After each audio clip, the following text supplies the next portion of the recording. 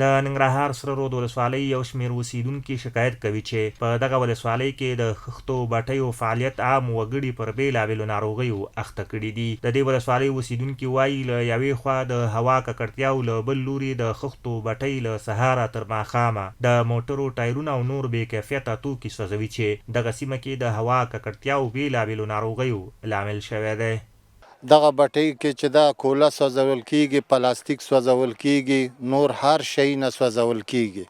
بیلې بیلې ناروغۍ موږ ته پیدا کېږي. ماشومان یو وړو شفاخانې ته بل راوړو او سرک هم زمونږ خامه ده. یو دوړه د دې یو د دې زیات ستونزه چې ده د دې بټیګانو ده چې پلاستیک ده او چپړې دي. خدا زه څه بلا ده چې سوځوي. دوی دغه راز ننګرهار کې د چاپیریال ساتنې ادارې غواړي چې د خښتو په بټیو کې د سوځېدونکو بې کیفیته توکو مخه ونیسي او بندیز دې پرې ولګوي. او دغه بټۍ خو بېلابېل ستونزې موږ ته جوړ کړي دي. پوه شوې، زموږ د حکومت نه دا غوښتنه ده چې دغه بټۍ بندې شي. پوه شوې، چې زموږ دغه ماشومان په امن کې شي.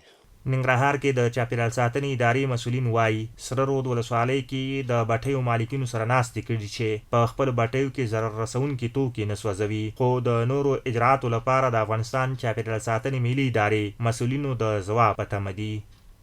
د چاپیریال محترم عمومي ریاست ته یو مکتوب لیکلی دی، ورلیږلی هم دی. نو هغو به موږ ته هدایت وکړي چې د دې په هکله باندې مخکې څه وکړو. نو انشاءالله العزیز بیا به مخکې قدمونه ږدو د هغوی په هدایت باندې انشاءالله. سرخرود د ننګرهار هغه ولسوالي ده چې له کلونو راهیسې پکې د پخو خښتو لسګونه بټۍ فعالې او زرګونه کسان پکې پر سختو کارونو بوخت دي.